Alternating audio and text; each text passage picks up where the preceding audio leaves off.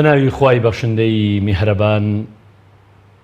بینەرانی ئازیز و خۆشەویست، بیسەرانی بەڕێز و ئازیزی بەرنامەی بەفەڕ، سەلام و ڕەحمەت و میهرەبانی خواتان لەسەر بێت.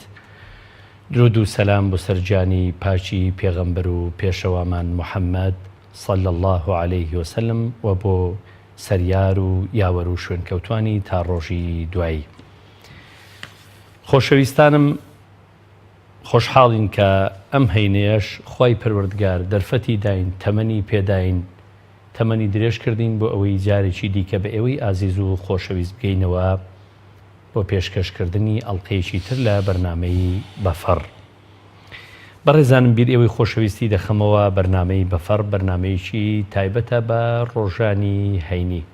لە هەموو ڕۆژانێکی هەینیدا لەم بەرنامەیەدا لە سەعاتەی سەرلەبەیانی ئێمە لەگەڵ میوانێکی ئازیز و خۆشەویست لەگەڵ زانایەکی ئاینی باز دەکەین لە یەکێک لە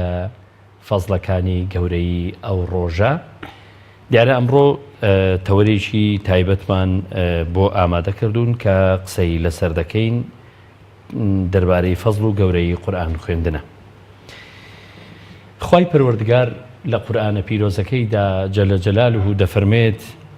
يا أيها الذين آمنوا إذا نودي للصلاة من يوم الجمعة فاسعوا إلى ذكر الله وذروا البيع ذلكم خير لكم إن كنتم تعلمون فإذا قضيت الصلاة فانتشروا في الأرض وابتغوا من فضل الله واذكروا الله كثيرا لعلكم تفلحون وإذا رأوا تجارة أو لهوا انفضوا إليها وتركوك قائما قل ما عند الله خير من اللهو ومن التجارة والله خير الرازقين. پێغەمبەری پێشەوامان درودی خوای لەسەر بێت سەبارەت بە ڕۆژی جومعە، ڕۆژی هەینی دەفەرمێ: خير يوم طلعت عليه الشمس يوم الجمعة فيه خلق آدم وفيه أدخل الجنة وفيه أخرج منها ولا تقوم الساعة إلا في يوم الجمعة. خۆشەویستانم، زۆر بە خێراتنی میوان ئازیز و خۆشەویستەکەمان مامۆستا محەممەد ئەحمەد زانای ئاینی دەکەین. مامۆستا گیان گەلێک بەخێر بێ و سوپاس مامە دەبوون. سەلامەت بن یاخوا. زۆر سوپاس. بێوەی بن. مامۆستای ئازیز و خۆشەویستم، ئەمڕۆ دەمانەوێت باز لە فەزڵ و گەورەی قورئان خوێندن کەین، بە تایبەت لە ڕۆژی هەینیدا. بەڵام سەرەتا بەبزانین بەڕێزتان چۆن بەش تێڕوانینێکی گشتی بە ئیلهام وەرگرتن لە ئایەت و فەرموودە پیرۆزەکان لە وتە و ئەقوالی زانایان و پێشینانی چاکمان سەبارەت بە ڕۆژی جومعە، سەبارەت بە گەورەی جومعە، سەبارەت بەو فەزڵ و بەرەکەتانی کە لەم ڕۆژە مبارەکەدا هەیە. بسم الله الرحمن الرحيم الحمد لله رب العالمين والصلاة والسلام على خير خلقه محمد وآله وصحبه أجمعين. بناوي خواي بخشندە و میهرەبان، درود و سڵاو لەسەر گیانی پاکی پێغەمبەرمان صلی الله عليه وسلم و لەسەر یار و یاوەران و شوێنکەوتوانی تا ڕۆژی دوایی. دیارە لەبیرمان نەچێت کە پێناسەی قورئانی پیرۆز و گەورەی پیرۆزی قورئان و فەزڵی قورئان و هەروەها فەزڵی پێغەمبەرەکەمان صلی الله عليه وسلم و هەروەها فەزڵی ڕۆژی جومعە و هەروەها فەزڵی تەمەسک بە سنەتی پێغەمبەرەوە صلی الله عليه وسلم و هەروەها پێگەی قورئانی پیرۆز لەناو ئیمانداران بە تایبەتی کە خوای گەورە خۆی ئەفەرمێ هودە للمتەقین. ئەم قورئانە بەڕاستی زۆر گەورەیە، پەیامی ڕەب العالەمینە، ئەو پەروەردگاری کە سەرجەم بوونەوەرەکانی دروست کردووە بە دەستی قودرەتی گەورەی و عەزەمەتی خۆی. ئێمەی بەشەری دروست کردووە کەتەلۆکێکی ژیانی لەگەڵا ناردوین. ئەو کەتەلۆکە بەڕاستی بەرنامەی ژیانمانە، ئاسوودەیی ڕۆحمانە، هەرچی کردەوە و هەرچی شتێک کە بۆی بگەڕێن لە قورئانی پیرۆزا دەستمانەکەوێت. لەوەش گەورەتر بەڕاستی ئەوەیە کە ئاسوودەیی دڵەکانمان، ڕۆحمان، کە ئێستا زۆربەی خەڵکی و بە تایبەتیش ئیمانداران و شوێنکەوتەی ئەم قورئانە فرامۆشیان کردووە.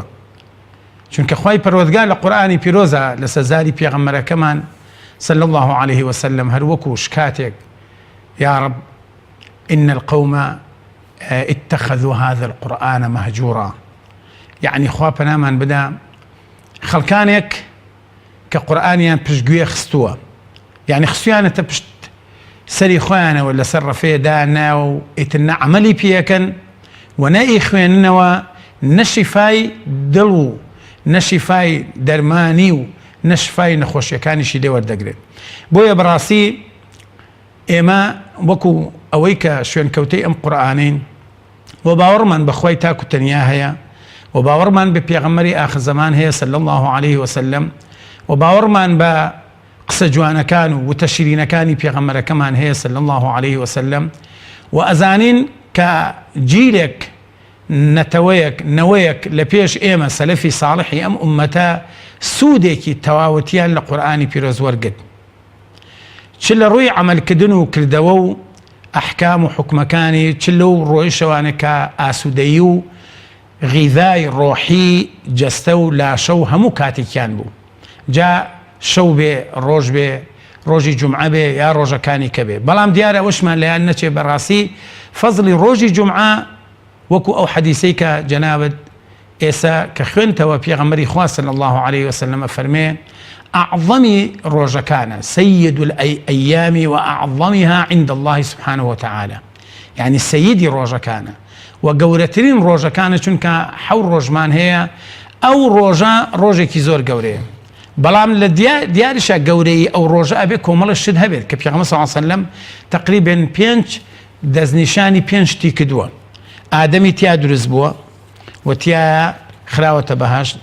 لو بهاش لدواء در كراوة وهروها روجي قيامتي شلسيت بويا أبي لروجي جمعيها إيما آقامان لخومان بيت وآقايشمان لو فضلوا قورية بك لروجي جمعة دا هاي تشوكي تبانيكي تروجكي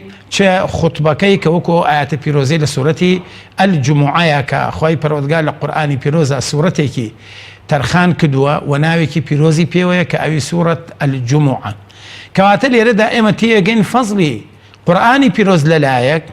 و فەزلی سوورەتەکانی قورئان بە سەرجەم و فەزلی سوورەتی کافیش بە تایبەتی لە ڕۆژی جومعەیە زۆر گەورەیە، کەواتە ئینزارمانەکە و پێمان دەڵێ و ئاماژەیەکی جوانیشی بۆ دەکا کە ئاگاتان لە خۆتان بێ بە تایبەتی لە زمانی ئاخر زەماندا کە دەجالێک پەیا دەبێ یا چەند دەجالێک پەیا دەبن ئەگەر ئێوە پەنا نەگرن بەخوا و ئاگاتان لە سوورەتی کەهەف نەبێت خوا پەنامان بدا زەفەرتان پێ ئەبەن و تیاتانە ئەبەن و هەڵتان ئەخەڵەتێنن و لە خشتتان ئەبەن، بەڵکو سوورەتی کەهەف بەڕاستی سوورەتێکی گەورەیە کۆمەڵێ چیرۆک و بەسەرهاتی ئیمانی و کۆمەڵێ چیرۆک و بەسەرهاتی گەورەیی خوای پەروەردگاری تایە کە فەرمێ الحمد لله الذي أنزل على عبده الكتاب ولم يجعل له عوجا قيما لينذر قوما يعني بأسا شديدا يعني دەست پێەکە بە سوپاسگوزاری پەروەردگار، سوپاس بۆ ئەو پەروەردگارە خوای گەورە خۆی شایستەی ئەو سوپاسەیە کە خۆی فێرمانەکە ئێمە بڵێن وەقل الحمد لله، بڵێن الحمد لله، سوپاسی خوای گیان بکەن کە بەڕاستی أنزل على عبده الكتاب، ئەم قورئانی نازڵ کردوتە سەر عەبدەکە و بەندەکەی خۆی کە پێغەمبەرە صلی الله عليه وسلم، و قورئانیش ئاگادار بن هیچ ناڕێکی و ناپێکی و خەلەل و نوقسانیەکی تیا نییە، ئاگادار من ڕۆژێ لە ڕۆژان خەڵکانێک بە هەر ناو و ناوتۆرە و بە هەر جۆرێک لە پلەی عیلمی و نازان ئەنواع عشکاڵ ناتوانن زەفەر بەم قورئانە بەر ئەم قورئانە کەتەلۆکی ژیانی ئێوەیە تاوەکو ڕۆژی دوایی و بەڕاستی ئەمە لە ڕوویەکە لە ڕوویەکەیشەوە کە بەڕاستی ئێمە فەزلی قورئان کە بەرنامەیە و حکمە لە ئەلیفیەوە هەتاوەکو یای بۆکێ لقوم المؤمنين بۆ ئیمانداران وننزل من القرآن ما هو شفاء ورحمة للمؤمنين ولا يزيد الظالمين إلا خسارة لێرەدا ئەومان بۆ دەرەکەوێت کە ئیمانداران ئەم قورئانە شفایە بۆ ئیماندار و بەرنامەی ئیماندارانە، ئێمەش الحمد لله کە ئیماندارین کە نوێژخوێنین کە مسلمانین، ئەمە فەزلێکی گەورەیە بۆیە خوای پەروەردگارە فەرمێ ئێوە بڵێن وقل الحمد لله الذي هدانا لهذا، الله هدانا لهذا يعني لهذا الدين، لهذا الإسلام، لهذا القرآن، سپاسی خوای گەورە بکەین کە خوای پەروەردگار هدایەتی داوین ڕێنمونی کردوین بۆ ئەم ئیسلامە جوانە ولولا أن هدانا الله ئەگەر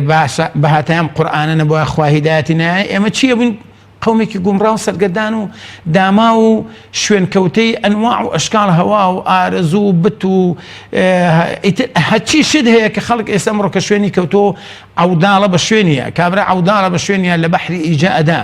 بە بەلەمێکی بچووک بوو ئەوەی کە دەفتەرە دۆلار و ئاسوودەیی و کامەرانی و ژیانێکی خۆشی دەستکەوێ لەکوێ لە وڵاتانی ئەوروپا بەڵام سەیرەکەی ئەگەر بێتە ڕوانگەی قورئانی پیرۆز بێ پەنا بگری بە قورئانی پیرۆز بێ قورئانی پیرۆز بخوێنیتەوانێ هەرچی ئاسوودەییەتیایەتی دەوڵەمەندی ئەساس نییە خۆ ئەگەر پێغەمبەرانی خوا سەلامی خوان لەسەر بێ هەر هەمووکان ژیان نامان بخوێنیتەوە یارانی پێغەمبەر صلی الله علیه وسلم هیچیان خەم و پەژارەیان پارەپەیاکردن و سەروەت و سامان و قەسر و قسوور نەبوو بەڵکو ئەوەندە گرنگیان بە لەبەرکردنی قورئانەدا ئەوەندە گرنگیان بە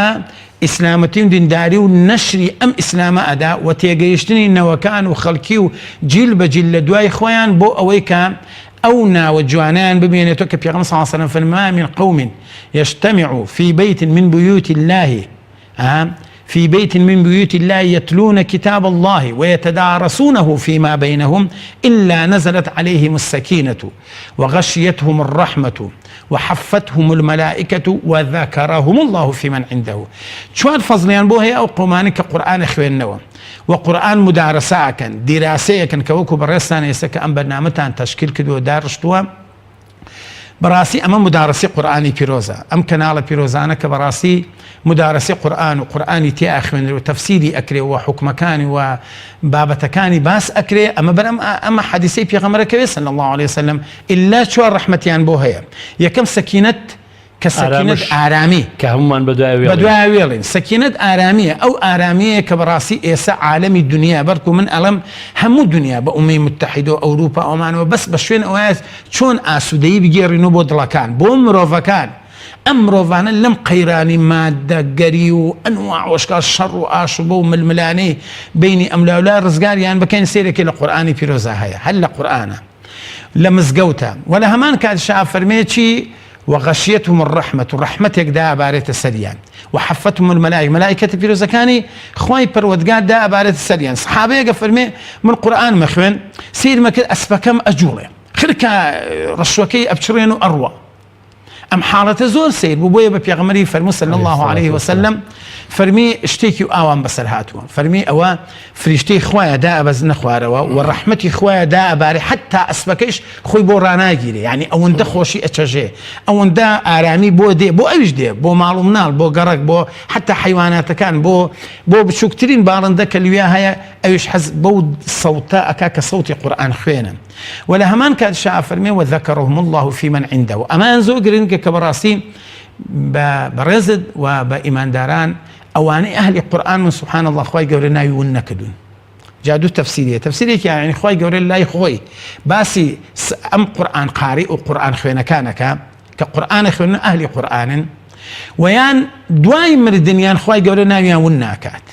سيرك أو إمام برزانا أو عالم قورانا برومي جيان خينا نال السرود سامانيان أو اندبوا نال قصر قصوريان أو اندبوا نال جيش جيوشيان أو اندبوا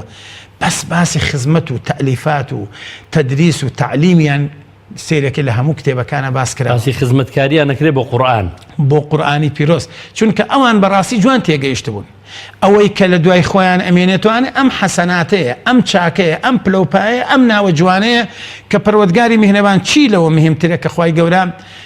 بيغمس صلى الله عليه وسلم فرمي هالكسي الذي يقرأ القرآن وهو ماهر به ماهرة يعني لهاتو جواني إخوانيت مع السفرة الكرام البررة لقل فريشتا كان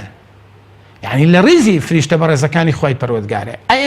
أمد أم بلوباي دسكيك آدي فرمي الله أوانيك بدفتر دولا أنواع واشكال بارا سرود سامان بلوباي الدنياي چيان دسكوي کوا فەزڵێ بەڵێ فەزلیان هەیە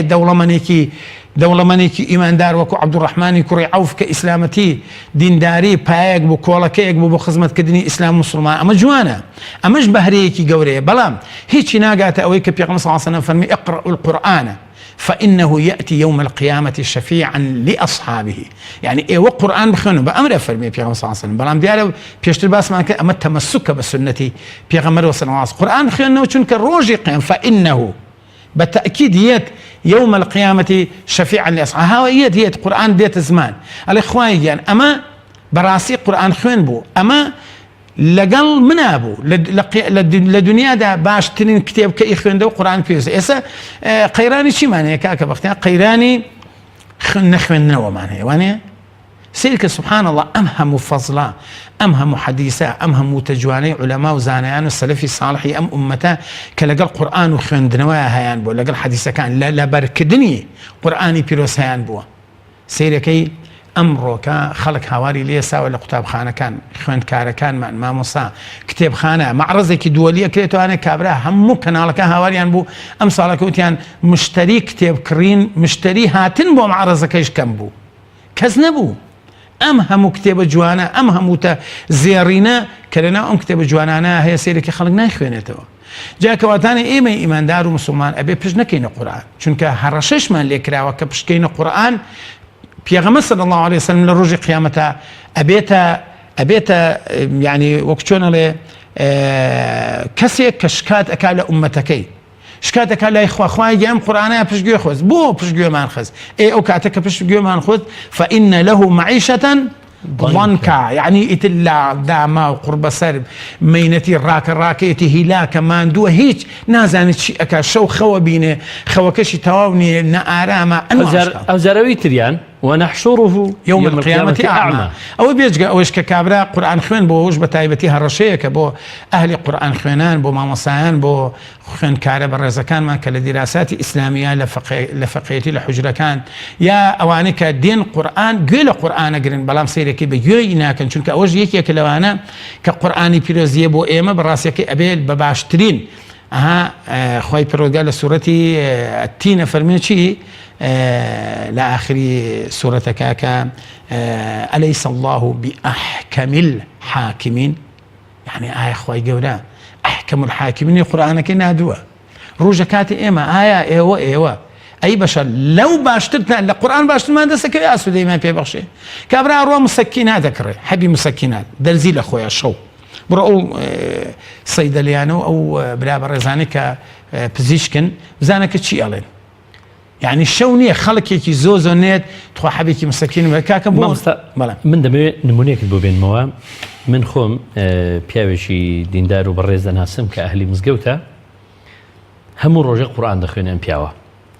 حتى كإما لمزقوت الروينو أو للرقاء كتوشي دبم هميشه ضلتو خيراب الرو لبرا من هواش درون قرآن دخوينه بالرقاء كاتي ديبو مزقوت هر قرآن دخوينه لما لوا برسيارم كردو لك سكار هيدا هر قرآن دخوينه الله يعني پیاوە هەستەکەی بەردەوام مرۆڤێکی ئارامە هەستەکەی ئارامەش لە ڕوحی ئەم پیاوەدایە کاتێ دێتە مزگەوت هەستەکەی زۆر بە سەبر و زۆر بە تەحەممولە کەسێکی شەڵەژاو نییە کەسێک نییە پەلاماردا و پەلەپەلکە کاسبی خۆشی دەکا هەڵبەت باشە قسەکە لەسەروی مامۆستا قورئان لەناو هەموو فەوزایی کە جەنابەت باست کرد لەو هەموو کە تەکنۆلۆژیای هەیە لەو هەموو هۆکارانی کە دوور تەخاتەوە لە خوێندنەوە دوور تەخاتەوە لە قورئان ئەو هەموو دەلالەتانی کە کراوە لە فرمودەکانی پێغەمبەر عەلەیهی سەڵات وسەلام بەوەی کە کاتی دیاریکراو هەیە بۆ نمونە لە ڕۆژی هەینیدا سوورەتی ئەلکەهف بخوێنن لە شەواندا سوورەتی ئەلمولک و چەند سوورەتێکی تر بخوێنن کاتێ دەستنە سەرجێ ئایەتە الکورسی و هەروەها مەعوذەتەین و ئیخلاص بخوێنن هەموو ئەم ئاماژانە بەوەن کە پێویستە لە هەموو کاتێکدا تۆ دەمت بە زیکر و ویردی خودای پەروەردگارەوە بێ و بەردەوام تۆ قورئان بخوێنی سەر ڕێی ئەمەش قورئان خوێندن پێویستی بە تەدەبور و قوڵبوونەوە و لێوەربوونەوە و تێفەکرین هەیە مرۆڤ ڕۆژانە ڕوبەڕووی دەیان کێشە و گرفت دەبێتەوە دەیان هەڕەشە لەسەر نەفسی بارگرانی مادی بارگرانی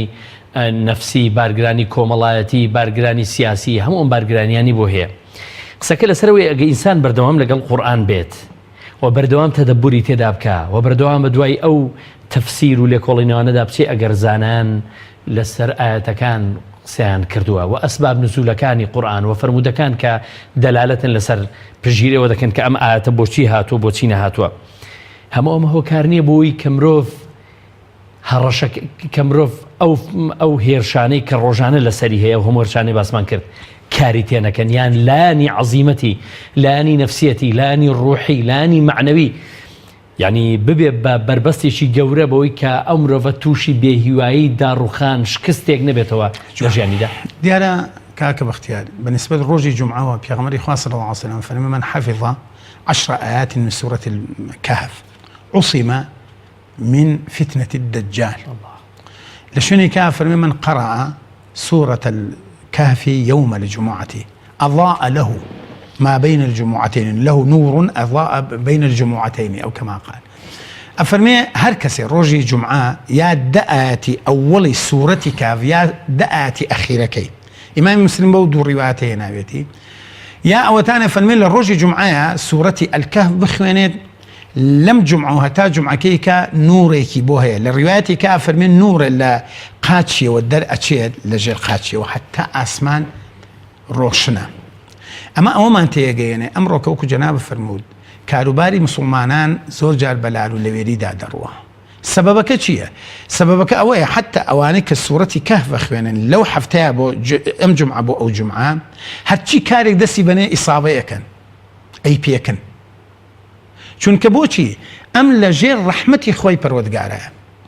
بۆچی سەڵات الاستیخارە دانراوە کە یەکێک لە سونەتەکان و بە تایبەتیش ئەتوانم بڵێم لە سونەتە تەرەکراوەکان یەکێکە لەوەی کە ئەمڕۆ کە خەڵکی گوێی ناداتێ سوورەتی کەهفەکە بیخوێنێت یا دەئاتی ئەوەڵ یا دەئاتی ئەخیرەکەی بخوێنێت و لەبەریکان یا ئەوەتانە هەر هەمووکەی بخوێنێن بۆ ئەوەی کە هەر کارێک دەستدایە با بە جوانی بڕوە یا نورێکت هەبێت. ولا ڕوانگەی ئەوەی کە جەناب لەو کێشە و مشکلانە کە بۆمان دروست ئەبێ زۆربەی خەڵکی کە پرسیارەکە لە سحر و جادوگەری لە نائارامی کە هەندێک خەڵک ئەڵێ مۆتەکەم بۆ دێ مۆتەکە لە شەوا لە خەوا ئەڵێ ڕاستە ئێمە ئەزانین بە نەسی قورئانی پیرۆز جنیمان هەیە جنۆکەمان هەیە ئەوانە شەیاطینیان هەیە لەناو جنی دیارە ئەوانش دوو بەشن بەشە خراپەکان و بەشە چاکەکان ئەوانش ئیمانداریان هەیە بەڵام بەشە خراپەکان دوژمنی ئێمەی بەشەرن. خوای پەروەردگار بۆ پەناگرتن بۆ خۆرزگارکردن لە دەستی ئەم خراپەکارانە قورئانی ناردووە بۆ ئەوەی کە بربەستێکی گەورە بێ لە بینی ئێمە و ئەو خراپەکارانەیە. بۆچی سێرێکی قل أعوذ برب الفلق و قل أعوذ برب الناس کاتە خۆی پێغەمبەرەکەمان صلی الله عليه وسلم تووشی ئەو حاڵەتە بووە. یەکێ لە ساحیرەکان سحری لێکرد پێغەمبەر صلی الله عليه وسلم ناڕەحەت بوو. دیارە ئەوە لە تەفسیری المعوذەتەین تیایەتی کە چۆن سەبەبەکەی هاتوۆتە خوارەوە. پێغەمبەری خوا صلی الله عليه وسلم خوای پەروەردگار ئاەتە نێرێ و قورئانە نێرێ ئەفەرمێ یا محەممەد قل بڵێ أعوذ برب الفلق قل أعوذ برب الناس. يعني علماءنا فرمون أوند الشر أو دو تاقمك الجن والإنس إنس خراب أوند قوريتو بيويس بويا كبنا بقري بربك بپروردگارك صفتي رب إلها وهروها تشيا ملكة پروردگار أوند دا صلاتي قوريه شر آشوبي أمانة بويا إسلام زوجها بخشكو بو بتايبتي تشيني آفرتان كزوجة توشي أنواع وأشكال أبن وشيطان زفريان بيبا وسحريان ليكري ومن شر النفاثات في العقد كعلماء فرمون أما أو كسانا أو ساحرات لآفرتان أكن فو أكن بقريه أو قريه أدنو سحر لخلقي أكن چونك أم بآقاء لخواي لذكري خوا پناي نقطو بخواي پروردگار وكو جناب فرمو آيات الكرسي نخوان دول دوين نوجا كان آيات الكرسي نخوان دول كاتي خوتن قل أعوذ برب الفلق وقل أعوذ برب الناس لقى سورة إخلاص كدوين نوجا كان أبي سيسي بي يق بي إلا نوجي بيانيو إيوارن بي كأو دو نوجا أبي سيسي هسي كان بخوانتو فو كي بدا سكانتا كاتي كخوتي بياني خوتا بيني بوي كدور بي لشر آشوبي جني خرابكانو خرابي شو بوي ليرة دا من شتي كد بيالم لما مسألة خوشويستي وقوريي أم قرآن لدلي صحابي بيغمرا صلى الله عليه وسلم الصلاة والسلام يكي الصحابة كان دي أفرمي يا رسول إخوة إني أحب هذه السورة قل هو الله أحد فرمي يا رسول إخوة من أم سورة مزور خوشوية سبحان الله فرمي قل الله أحد كسورة إخلاصة پێغەمبەر صلی الله عليه وسلم فەرمی إن حبك لها أدخلك الجنة. حزور عظيمة يعني بس بخۆشەویستی دەربڕینی تۆی ئیماندار بۆ سوورەتێکە وەصف و سەنا و گەورەی و عەزەمەتی خوا پیشانەدا کە ئەوی سوورەتی قل هو الله أحد. سیرێکی ئەدخاتە باش. ئەمە بەڕاستی ئەوان نرخی ئەم قورئانەیان زانیوە. يعني بڕۆ دیراسی ژیانیان کە هیچیان تووشی ئەوە نەبوو کە ئێستا ئەمڕۆکە بەناو خەڵکانێک ئەڵێ وەرە نوشتل بۆ بکەم. خوا فەرمێ قل تۆ بڵێ پەنا ئەگرم بەخوا ئەڵێ وەرە با من نوشتل بۆ بکەم. ئاخە کاکە تۆ پەنا نەگرتۆ بەخوا هەزار نوشتل بۆ کە هیچ دەوری نییە. هیچ دەوری نییە برای من چونکە تۆ سەرنج بدە لە قورئان وەکو تۆ فەرمووت تەدەبوری لێ بکە تەفەکوری لێ بکە. خوا فەرمێ قل یا محەممەد بڵێ ئەمەش بۆ منە یعنی یا محەممەد هەموو ئومەت بیڵێن ئەعوذ برب الفلق پەنا ئەگرم. ئەعوذ فعلی مضارعی متەکەلیمە یعنی من پەنا ئەگرم من پەنا ئەگرم بە رب الفلق ئەو پەروەردگارەی کە ئەلفەلقەکە کاتێک کە بانیان خۆر هەڵدێ یا کاتی ئێواران ومن شەڕ غاسق ئیذا وەقەب کاتێک کە شەو دێت و ڕۆژ نامێنێ لەو کاتەیە شەڕ و ئاشوبەکان پێغەمبەر صلی الله علیه وسلم فەرمێ جنی و جنۆکەکان لە شەوە کاتێک کە بە ڕۆژ ئەوان خەوتون بە پێچەوانەی ئێمەون کە ئیتر شەو هات ئەفەرمێ ئەوان بەرەڵا ئەبن بڵاوە ئەکەن بەناو ماڵ و خەڵکیدا. جا بینەوە سەر ئەمە کەواتانە ئێمە ئەبێ پەنا بگرن بەخوای رب العالمین بە خۆمان پەنا بگرین. پەنا بگرن بە رب العزة پەنا بگرن بە رب الناس بە مەلیک الناس بە إله الناس من شر الوسواس الخناس. علەمایان لە صفەتی الخناسە ئەفەرمون ئیبلیس ئەم شەیطانە کە بۆ هەموو ئینسانێک لەگەڵ یەتی و صفەتێکی وای هەیە کە پێغەمبەر صلی الله عليه وسلم فەرمێ یەجری مەجرى الدم وەکو خوێن بە دەمارەکانمانەیەت و ئەڕوا. فەرمێ بە لەحەزات بە سانیە دڵ لە ذکری خوا بێ ئاگا بوو یەکسەر ئەو خۆیەتە ناو دڵتەوە. الخناسة علەمایان وا باسیەکەن ئەڵێن وەکو چۆن ئاسکێک لە ناو بێشەیەکە ئەو نەسرکە بە بچووکترین هەڵفرینی چۆلەکەی یەکسەر هینەکە هەڵوێسەیەکەکە چونکە دوژمنی هەیە یەکسەر ڕاکە ئەوەندە ئەبێ هەڵوێساکە. ئیبلیس ئاوایە هەر دڵی تۆ زکری تیانە بوو وەکوی جەناب فەرموو کە بەردەوام زکری ئەو خۆی یەکسەر تێفڕێتە ناو دڵتەوە. بۆیە لە ئاخیرەکە فەرمی الذي يوسوس في صدور الناس ها وسوسة دڵ ڕاوکێ جۆجاروێ کابرا ئەو ئیشە بکەم نەیکەم بڕۆم نەڕۆم سێرێکە هەمووی دڵ ڕاوکەیەتی نەخۆشی نەفسیەتی. قەناعەت بکەن زۆربەی ئەوانە کە پەنا بنن بەر دکتۆر و دەرزی و دەوا و حەبوو ئەمانە هەر هەمووکەی ئەگەڕێتوانن بۆ یەکشت. ئێمە وەسوسەی بێ ئاگایی وەسوسەی شەیطان وەسوسەیە کە ئێمە پێی نازانین لە دڵمانە لە ناخمانە چەقی بەستووە بەڵام بەچی دەرەچێ ئیلا بە قورئان إلا بپناگتن بخوای پروردگار چونکە خوای گەورە ئەفەرمێ ئەگەر هاتو تو ئەم قورئانت خوێندەوە شیفا وەڕەحمەتە بۆ للمؤمنین بۆ ئیماندار. جاوش لێرە جاوێ کابرا ئاتر کورسیە خوێنێ ئەڵێ مامۆستا چاوپیسێ ها ومن شەڕی حاسدین إذا حسد مامۆستا چاوپیس لە گەڕەکەمانە لە شارەکەمان لە دێکەمانە هەیە بەخوا وایە هێبرا تۆ وەرە بانی بیخوێنێ ئیتر پەناگرت بەخوا مەترسە مەلەرزێ مەڵێ وەڵا فڵان کەس کە چاوی تەئسیری هەیە کاریگەری هەیە کە لەگەڵ ڕێزمە ئینشاء الله یاخوا کە زوانە بێت کە چاوی تەئسیری هەیە دیارەوەش حەقەتە العین حق وبيغمبر صلى الله عليه وسلم پناهی گرتووە بە خوای پەروەردگار لە شەڕ و ئاشوبەی شەیطان و عین چاو لەوەی کە مناڵەکانی بپارێزێ مناڵەکانی فاتیمەة الزەهرا ڕەزا و ڕەحمەت ئیمامی حەسەن و حوسێن کە پەناهی گرتووە بەخوا. جا لێرەدا کابرا کە پەناهی گرت بەخوا تۆ چوویتە پەناهی خواوە ئیتر مەلەرزێ مەترسە تۆ چونکە پەناهی گرتووە بەخوا خوا لەو دەسەڵاتدارترە. مامۆستا ئەنی ئینسان کە بەیانی ئێوارە زیکری خوای پەروەردگار بکە بە دوور دەبێ لەو وەسوسە و خەیاڵات و لەو بنمونە ینی ئەو وەسوسەی کە من نەدەبوو ئەو بم دەبوو کەسێکی تر بن بنمونە ئەوەی کە هەمە مشایانی زیاترم بنمونە فڵان کەس بۆ وایە بم بۆ منوانیم هەزاران خەیاڵات و گرە و بەردە بێگومان ئەم قورئانە ئارامت دەکاتەوە سەبرت پێ دەبەخشێ یەکەم بەرامبەر هەموو شتەکان مامۆستا کێشەی ئێمە ئەوەیە کە سەبرمان نەماوە و کێشەی ئێمە ئەوەیە کە مقنیع نین قەناعەت نین القەناعة كنز لا يفنى قەناعەتمان نەماوە بۆ بەشەی خۆمان جا بۆیە دایمەن وەسوسە و خەیاڵات دێگەر تۆ لەگەڵ قورئان بێ هەموو ئەمانە سەبر و ئارامش و قەناعەتت بۆ دەگەڕێتەوە مرۆڤ ئەو کاتە مرۆڤێکی ئارام و بە سەبر دەبێت دەزانێت چۆن مامەڵە لەگەڵ دۆخەکەش بکات. طبعاً بینەران و بیسەرانی خۆشەویستی دەخەمەوە کە ئێمە لە ڕۆژانی هەینیدا پێش ئەم بەرنمەیە وەکو جێبەجێکردنی سونەتێک و وەکو گەورەی ڕۆژەکەەوە گەورەی سوورەتی ئەلکەهف ئێمە پێش ئەم بەرنمەیە سوورەتی ئەلکەهف لە کەناڵی ئاسمانی پێیامەوە بۆ بینەران و بیسەران دادەبزین هەر جارە بە دەنجی یەکێک لە قاریئە دەنگخۆش و بە سۆزەکان مامۆستا باسی ئەو بکەین ئەوەی کە پێی دەگوترێ هەندانی دایک و باوک بۆ منداڵەکانیان چۆن ئێمە دەتوانین منداڵەکانمان ڕابێنین و منداڵەکانمان هان بدەین منداڵەکانمان و خۆشەویستی قورئان لە ناو دڵی منداڵەکانماندا بچێنین و پێیان فێریان کەین بە عەمەل و کردار جوانەکانی خۆمان کە قورئان هاندەرمانە بۆ ژیانێکی باشتر و بۆ بوونی ئومێدێکی باشتر بۆی کە دەتوانین هەمیشە مرۆڤێکی کارابین و مرۆڤێکی مردوو نەبین بێگومانەوە قورئان ناخوێنن بێگومانەوەی کە لەگەڵ خوانین ڕوحێکی مردوو جەستەیەکی مردویان هەیە بەڵام ئەگەر تۆ لەگەڵ قورئان بێ هەمیشە زیندوی هەمیشە هەز دەکەی کە تۆ مرۆڤێکی دەتوانی ڕوبەڕووی هەموو ئەو ئاستەنگ و کەند و لەند و گرفتانە بی کە ڕۆژانە ڕوبەڕوود دەبێتەوە هەموو ئەو کێشانە بی کە گرفتاری و بەرەو ڕوود دێ بەڕێسان لەمبارەیەوە بەڵێ دیارە پێش هەموو شتێک پێغەمبەر صلی الله علیه و سلم لە حەدیثێکە فەرمێ إن الله يرفع بهذا الكتاب أقواما ويضع به آخرين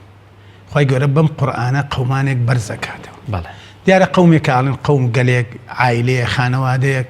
بنەماڵەیەک زۆر بنەماڵەمان هەیە ئێستا سەیرەکەی بە بۆنەی باو و باپیرانیان کە عالم بوون کە خزمەتی قورئانیان کردووە خەڵک بە ڕێز و حورمەتەوە سەیریانە بێگومان ئەمە ڕوویەکەش بەڕاستی بەنسبەت دایکان و باوکان واجبێکی سەرشانمانە هەروەکو جیلەکانی پێشووتر سەلەفی ساڵحی ئەم ئوممەتان کە مناڵەکانیان دەستیانەگرتن بۆ جومعە بۆ نوێژ بۆ هەڵساندن و بۆ پەناگرتن بە خۆی پەروەردگار من خۆم ئێستا الحەمدولillah بە فەزڵی خۆی گەورەوە سوورەتی ئیخلاس لەگەڵ مەعوذەتەین بەیانیان 3 جاری خوێنم دوای نوێژ و ئێواران ژێ خوێنم و وتوشمەوە ئەیشیڵم لە ماڵەوە و زۆر جاریش لە ماڵ و عایلە باسم کردووە کە هەر کەسێک کە پێغەمبەر صلی الله علیه و سلم فەرمێ الذي يذكرها ذكرك فەرمێ كمثل الحي وەکو کەسێکی زیندووە الذي لا يذكر كمثل الميت أو كما قال فەرمێ کەسێکیش کە ذکر و یادی خوا ناکە یعنی ذیکری نییە وەکو چی وایە وەکو مردوویەک وایە جا ئەومان لەیان نەچێ ئەوانەی کە ئەهلی ذیکرن ئەوانەی کە ئەهلی پەناگرتن بە خوان وەڵڵاهی برا خوا ئاگادارە پێویستیمان بە زۆر شت نابێت مەصرفمان کەمە بێتەوە و ئەوەشی کە جەنابە فەرموو زۆر پەلەکەر و زۆر تەرکیز ئێستا من ئەمڕۆکە ناوم ناوە تەرکیزمان نماوە یعنی ئەڕۆی بەسەر شتەکەیە یا شتەکەی داناوە لە بیری چۆتەوە جاری وایە لەگەڵ ڕێزمە بۆ خوشکان و دایکان لە ماڵەوە سیرەکەی منجەڵەکە خسووەتە سەر تەباخەکە بەڵام لە بیری چووە تەرکیزی نماوە چونکە مێشکی جەنجاڵە فاتیمە و زەهرا ڕەزا و ڕەحمەتی خوای لێبێت هاتە خزمەتی پێغەمبەر صلی الله علیه و سلم فەرمی من داوا ئەمێ داواکەم لە عەلی کە هینێکم بۆ بگرێت جاریەکم بۆ بێنێ بۆی ئیشەکان بۆکە فەرمی بۆچی فاتیمە چیت فەرمی زۆر هیلاکم یا ڕەسوولی خوا زۆر ناڕەحەتم ماندوو ئەبم پێغەمبەر صلی الله علیه و سلم فەرمی پێویستە بە کارەکەر و ئەمانە نییە پێش ئەوەی بخەوی 33 جار سبحان الله و 33 جار الله الحەمدولله و 33 جار الله ئەکبەر بکە ئەڵێ دیراسە کراوە بەم زیکرانە ئەو ماندووبوونەی کە لە مێشکی تۆیە هەیە بە تایبەتی ئافرەتان لە کۆڵیان نەکەوێت ڕزگاریانە بێت یعنی ئەمە بەڕاستی یعنی ئەمە پێویست ناکە ئەمڕۆکە ئێمە بڕۆین بۆ حەقیقەتێکی عیلمی ئیسپاتی بکەن لە ڕوانگەی عیلمەوە بەڵام وەرە برای من ئێستا ئێمەی مسلمان جگەرە ناخوێن مەشروب ناخوێن تلیاک و نێرگەلە ناکێشین برای من پێغەمبەر صلی الله علیه و سلم فەرمێ ئەو کەسێک کە قورئانە خوێنێ وەکو شتێکی بۆن خۆش وایە ریحەکەی هەر خۆشە طعمەکەیشی هەر خۆشە ئەو کەسەی کە ئیماندارە قورئان ناخوێنێ وەکو خوڕما وایە ریحی نییە بەس تامەکەیش خۆشە برای من ئەمڕۆکە من و تۆ وەرە کە من تەحەداکەم بڕۆی بۆن کە بە ئیماندارێکی مسلمانە و بۆنی خۆشی هەیە بۆنیش گەری لێ نایە بۆنی نێرگەلەی لێ نایە دەکەواتانی ئەوانەی کە پەنان بدۆتە بەر ئەوە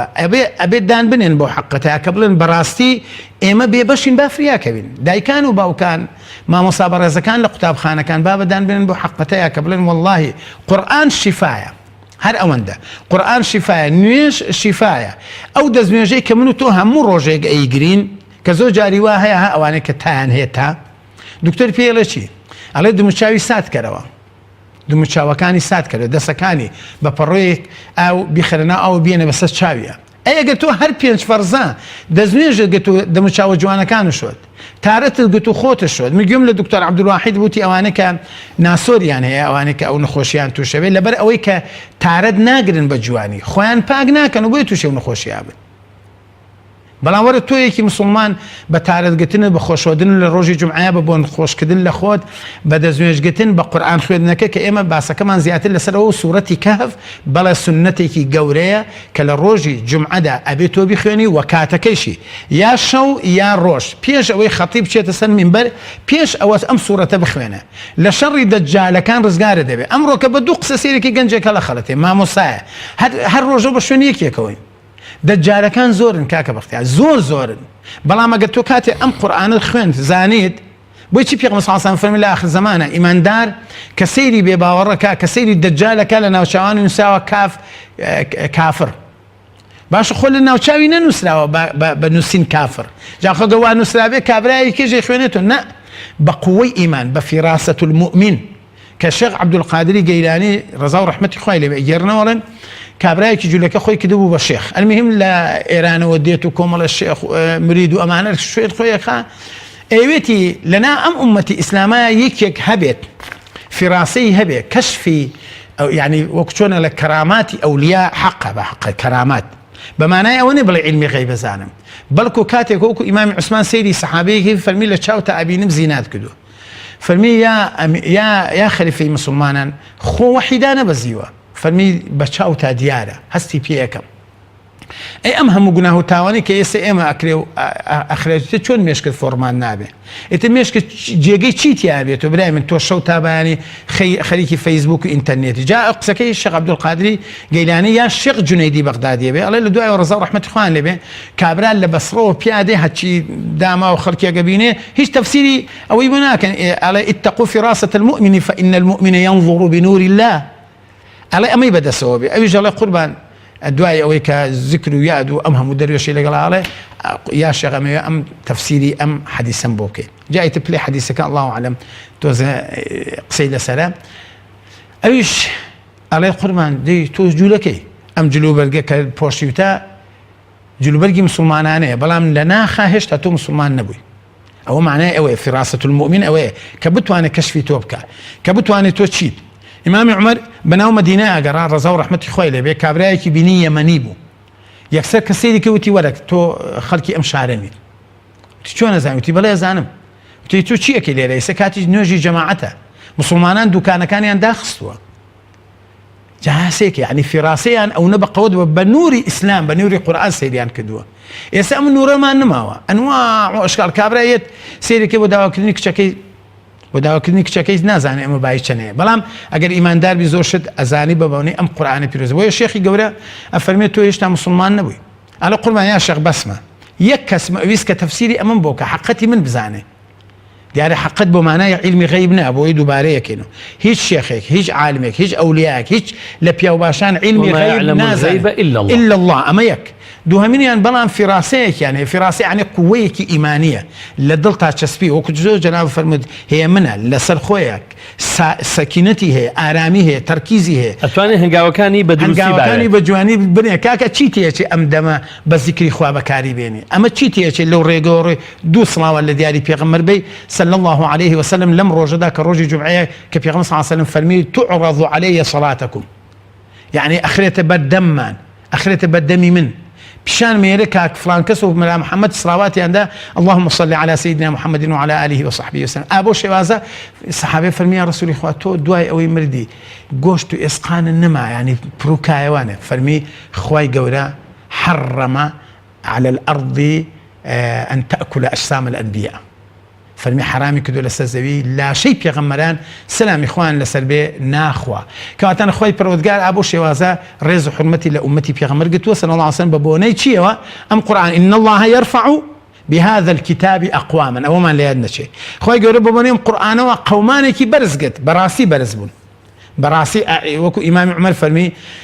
نحن قوم أذلاء أعزنا الله بهذا القرآن بهذا الإسلام مهما ابتغينا غير الإسلام أذلنا الله. ئێمە قەومێکی زەلیل و داماو بین، بتمانە پەرست، داماو بین سەرگەردان لەو سەحرایە، بەڵام خوای گەورە عیزەتێکی پێبەخشین بەچی؟ بەم ئیسلامەوە. فەرمی مەهما ئیبتەغەینا، هەر کاتێ، ئەمە قسەیە بۆ هەموو ئومەتی عەرەب، بۆ هەموو ئومەتی ئیسلام بەردەوامە، کە بەڵێ فەرمی هەر کاتێ ئێمە دەستمان لەم ئیسلامە بەردا ئەذەلەنە الله، خوا زەلیلمان ئەکا، ئێستا زەلیل داماو هیچی پێ ناکرێت. تو خوا ئەڵێ بەیت المەقدیس مەکە بە عاسیمەی جوولەکە، تخوا مەیکە، ئاخە بە تخوا بێ نەبەخوا. جوانە بەڵێ. مامۆستا ئەمەوێ بەرنامەکەمان هەڵبەت زۆری نەماوە، باسی بکەین ڕێی زانایان، بۆ چوونی زانایان چییە؟ مثلەن ئیمامی شافعی، ئیمامی مالیک، ئیمامی حەنەفی ڕەزا و ڕەحمەتی خوایان لەسەر بێ، ئیمامانی تریش سەبارەت بە بۆچی ینی سوورەتی کەهف لە ڕۆژی جومعەدا، هۆکارەکانی ئەو هۆکارانەی کە بۆچی سوورەتی کەهف تایبەت کراوە بە ڕۆژی جومعە. دیارە سوورەتی کەهف وەکو زانایانی تەفسیری شاری پێەکەن و خۆشی قورئانی پیرۆز، و لە هەمان کاتشە ئێمە هەمومان وتمان قورئانی پیرۆز سەرجەم هەمی شیفایە، هەمووی. ابن قەییمە فەرمێن نەخۆش کەوتم لە مەککەیە، ئەوەندە سوورەتی فاتیحەم بەخسر خۆمان خوێن خوا شیفای بۆ نادەم. ئەمە هەموو قورئان. ئیتر هەر سوورەتێک و فەزلێکی تایبەتی هەیە. پێغەمبەری خوا صلی الله عليه وسلم ئەم سوورەتەی هەڵبژاردووە، ئەفەرمێ ئەگەر هەر کاتێ ئێوە گەیشتن بە دەجال فليقرأ عليه فواتح سورة الفاتحة، سورة الكهف. فەرمی گەیشتن بە دەجال فواتح، يعني أول سورة كهف بسراب خوێن ڕزگاتانە بێ لە دەستی. سورەتی کەهف بەڕاستی بەسەرهاتی ئەو چەند گەنجەی تایە کە ئەسحاب الکەهفن، وەقوع باسێکی ئیمانیە و باسێکی ئیعجازێکە کە معجزەیەکی گەورەیە، و باسی ذیلقەرنەینی تایە، و هەروەها باسی سەیدنا موسا و خضر ئەو الرجل الصالحەکەی تایە، وفوق كل ذي علم عليم. بەڵێ کۆمەڵێ مەسائلی شتی زۆر گەورەی تایە، صاحب ئەوەی دوو برایەکە خاوەنی دوو باخەکە، تقریبا وازانم 5 چیرۆکی بەسەرهاتی ئیمانی تایە، زیاتر لە ڕۆ ئیمانیەکەیەوە. لە هەمان کاتشان سیراع و ململانەیەکی بینی گاورەکان و مسلمانانی تایە، چۆن بۆ مانایە کاتێکە چەند کەسێک لە مەککەوە لە مەدینەوە ئەچن بۆ لای پێغەمبەر صلی الله علیه وسلم، ئەڵێن ئێمە پرسیارمان لە گاورەکان و لە ئەحبار و لە عولەمای یەهود کردووە دەربارەی محەممەد، وتمانە کەسێکی ئاوا هاتووە و پیا بوو، ئەڵێ پێغەمبەری خوا ئێمەش ئەوانش پیان وتیاندی کۆمەڵە پرسیارتان لێ ئەەکەین، ئێوە بچن لەو محەممەدەی بکەن، لەو کەسەی بکەن بزانن، ئەگەر پرسیارەکانی جوابەکانی زانی ئەوە پێغەمبەری خوای و شوێنی بکەون. کەواتانێ ئەم سوورەتە سوورەتێکی زۆر گەورەیە و باسی گەورەی و عەزەمەتی خوای پەروەردگارەکە، و باسی ئەوەکە وەلەم یەتەخیذ لەه وەلەدا، کە خوای پەروەردگار شەریکی نییە و خالقە، و وەکو گاورەکان بیرکردنەوەیان کە نەعوذ بالله ثالث و ثلاثەیان هەیە. ئەمە لێرەدا وينذر الذين قالوا اتخذ الله ولدا ما لهم به من علم ولا من آبائهم إن يقولون إلا كذبا. يعني خوای پەروەردگار ڕەدی ئەوانە داتەوە، و باس و وەصف و سەنایەکی خوای پەروەردگاری تایە، و باسی تەصدیقی پێغەمبەریشی تایە صلی الله عليه وسلم. و لە لای گاورەکان ئەوە حەقیقەتێکە کە ئەسحاب الکەهف بووە، بەڵێ ئەوان لە دیانەتی خۆیانە لە ئینجیلە و لە تەوراتە، لە ئینجیلە عەفو نەک لە تەورات، لە ئینجیلە ئەمە سابتە کە ئەسحاب الکەهف هەیە، و ئەسحاب الکەهفش کەسانێکی ئیماندار بوون. إنهم فتية آمنوا بربهم وزدناهم هدى. خوای گەورە باسی ئەو فتیاکە، جا لەوەش کە جەناب فەرموو فتیە یعنی گەنجەکان، گەنج کەواتە بە گەنج دەکرێت. ئەوانش ئیسپاتیان کرد کە ئیماندارن و پەشێمان نەبوونەوە، و کە لەگەڵ مەلیک و ملوکەکانی خۆیانە کەوتنە حیوارەوە، وتیان بەڵێ تۆ خوانیت بەڵکو عەبدێکی وەکو ئێمە. یعنی سیراع و ململانەیەکی تەوحیدی تایە و ئەهلی حەقی تیا لەگەڵ ئەهلی باتڵە. بۆیە بەڕاستی سوورەتێکی گەورەیە و سوورەتێکی پیرۆزە، و من داواکەم کە ئینشاءالله ئێمەش و خۆشمان جا لە پێش هەموو شتێکا خۆم ئەبێ پابند و الحەمدولله پابندیشم ئینشاءالله پێوەی و ئیشی خوێنم و شانازیش پێوە. لە دو ساتدا ینی باسی ئەوە بکەین، قورئان یەک کتێبی یاری کراوە، چەند سوورەتێک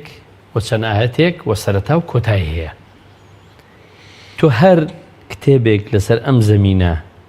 بیخوێنیەوە، جاری یەکەم چێژێکی هەیە، جاری دوم چێژەکەی کەم دەبێتەوە، سێهەم جار کەمتر، چوارم جار لەوانێ هەر دەمێنێ، یان حەز بە خوێندنەوەی نەکەی. بەڵام قورئان کێشکردنێکی تێدایە، سەرنجڕاکێشیشی تێدایە، جەذبی ڕوحی ئینسان دەکات. تۆ هەرچەند تۆ ڕۆژێ 5 جار نوێژی فەرزەکەی و سەرڕای سونەتەکان. بسم الله الرحمن الرحيم الحمد لله رب العالمين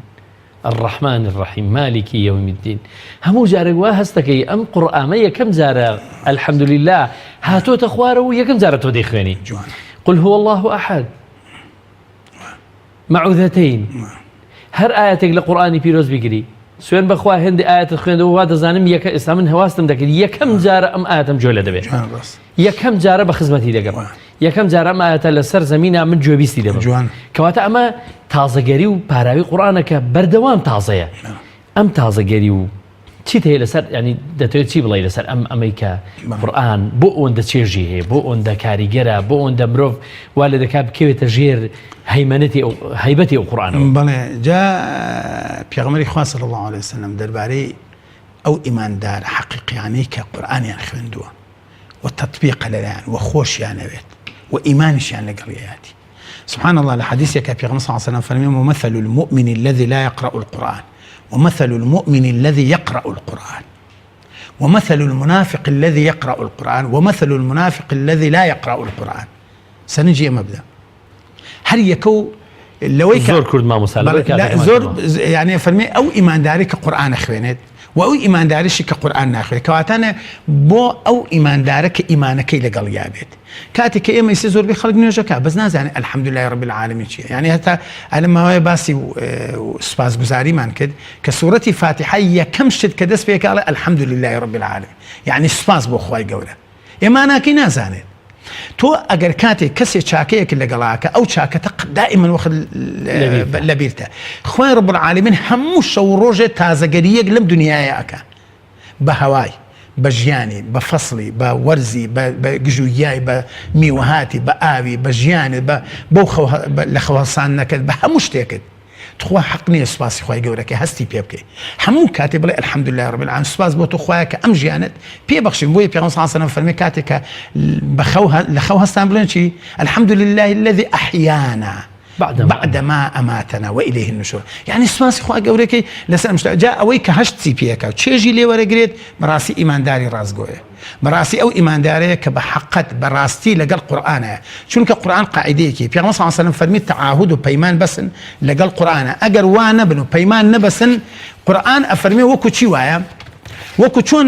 تشبيه نبي وكو وشتري فرمي بستو توا اجا زود قايم نلبس بيتوانه كأو وشتري درتشو لا حبلكي بشران اتناقر يتوا وشتري قاعدة وايا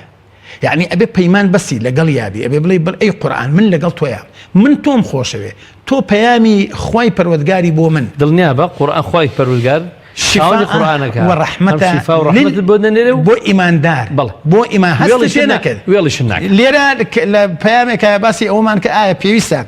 همو كسيك تشيج ور بقري لعبادته لقرآن خوين بالي أقر تشيج ور نقل بخوتها بقريرو علماء أنا فرمين نشانين نيش قبول بوني ستو جمعة أشيبو جمعة أجل نشانين قبول بوني أو جمعة أو يا لم جمعوها هتا أو جمعة هستي بيبكيتو لبيري نشيتوا وكدوي خرابها تبدأ من نيكي اگر كده كواتن وجهك قبول نبوه يا اوتانا خللي تيايا ان الصلاه تنهى عن الفحشاء والمنكر اي قروان ابو مفهوم مخالفه طب زۆر سپاس بۆ بەڕێز مامۆستا محەممەد ئەحمەد زانایی ئاینی سپاس دەکەین کە لە بەرنامەی بەفەڕ ئەمڕۆ میوانماوەی و سپاس دەکەین بینەرانی بیسەرانی ئازیز خۆشەویست سپاس بۆ ئێوەش بەخوای گەورە میهرەبانتان دەسپێرین خواتان لەگەڵ سپاس مامۆستا جان